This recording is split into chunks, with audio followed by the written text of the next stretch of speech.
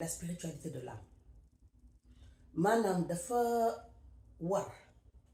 nit loolu mu xam ko su ko xamee loolu moo tax muy comprendre moom lan moo ko indi ci kaw suuf su ñu nee borom subhanahu wa taala nee na sàkk na nit ak jinne lu du ñu jaamu ko nga ne ok donc man en fait objectif sama àddina mooy ma jaamu yàlla mais jaamu yàlla boobu dafa am ay technicité yu bari yu muy àndal ok d'accord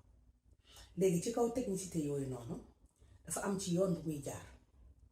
alors maa ngi ci kaw suuf il faut que ma sol yére foog ma lekk foog ma naan duma tàllal sama loxo donc damay liggéey pour que ma mën a liggéey foog ma am fu ma dëkk donc damay liggéey bi may def dafa war a dagan toute façon liggéey yi dagani moo ëpp yi daganu donc tuuti moo daganu li dagana ëpp donc dinaa xool ci capacité yi nga xamante ne moom la ma borom subhanahu wa taala mooñaale ba parce que ba may defar daf ma mooñaale ak ay capacité ma jël ko ma def ko liggéey ok liggéey boobu nag mën naa ci xarañ lool ba mu am ci lu jéggi dayoo mais loolu du sama objectif mooy ni que damay liggéey parce que waruma tàllal loxo parce que war naa fay ay facture parce que war naa am fu ma dëkk mais loolu du sama principal objectif mooy ne que liggéey boobu c'est pour satisfaire ay besoins yoo xamante ne dafa may permettre ma mën a concentrer wu ci sama jaamu yàlla léegi nag conséquences yooyu c'est-à-dire ni que liggéey boobu li muy indi mën na nekk lu bari parce que capacité bi ñu am pour def ko ok mais c'est pas un objectif maanaam lii c'est-à-dire que nit wërsëg mën na la fekk ci lenn lu bari mais wutuloo ko donc tey jii est-ce que notre objectif de vie mooy comme ñun Sénégal dañuy dal ni ñuy gis te mu yàgg am depuis des années nit buy jël bakkanam di ko tayle pour nee na dafay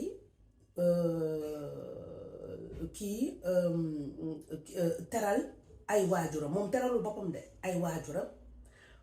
et que moom en fait jàpp na ni que pour teral ay waajuram il faut que moom mu dem fenn foo xamante ni foofu la koy amee te foofu noonu mu am ay ñoo xamante ni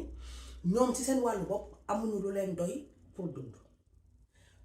lii yëpp du pour vraiment parler de Gali et de tout ce qui se passe à Nicaragua et consorts non c'est vraiment pour parler de l'objectif de la vie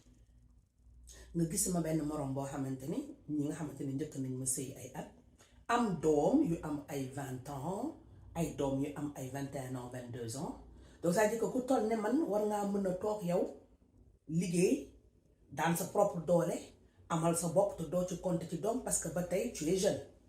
mais yow gis nga ni que sa doom moom mu tayle boppam pour que yow nga toog ne faax mën a koy yónnee te la ko jox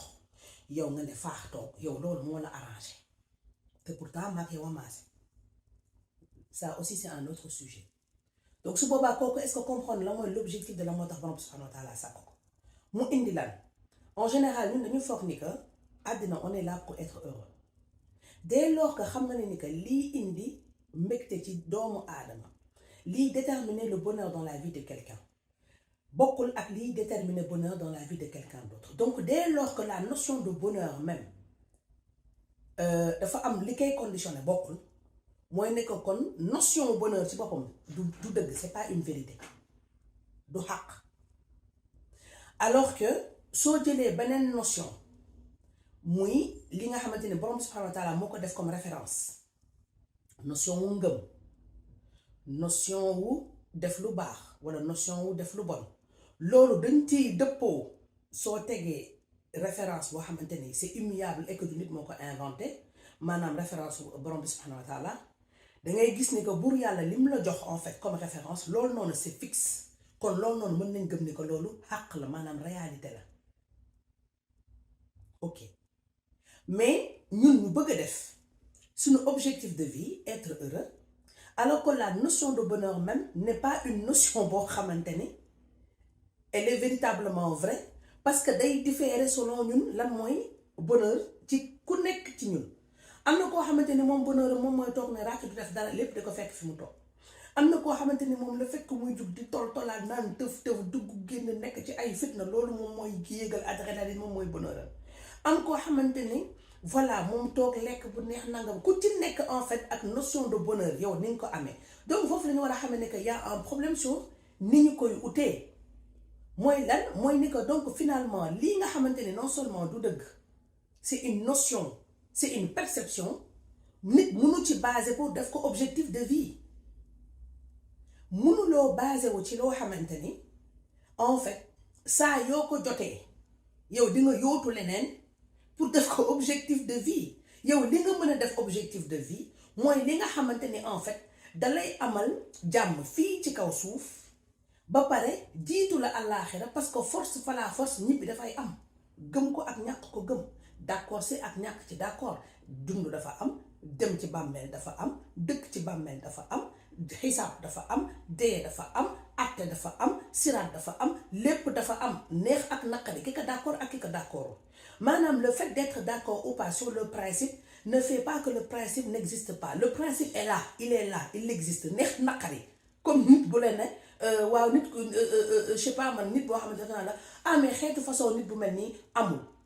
mais dangaa réeree mbir c'est parce que yow yaa bëggut mu am wala yaa ko mës a gis wala yaa tukkiwul mais c'est pas parce que yow da nga déterminer ci sa xel ak ci sa xol ko amul li nga xamante ne am na loolu yàllaa ko déterminer ba pare ñàkk koo xam taxul mu am donc quelquefois dangay dégg yoo xamante ni surtout ñun subhanallah si ñi ma ko sañ a wax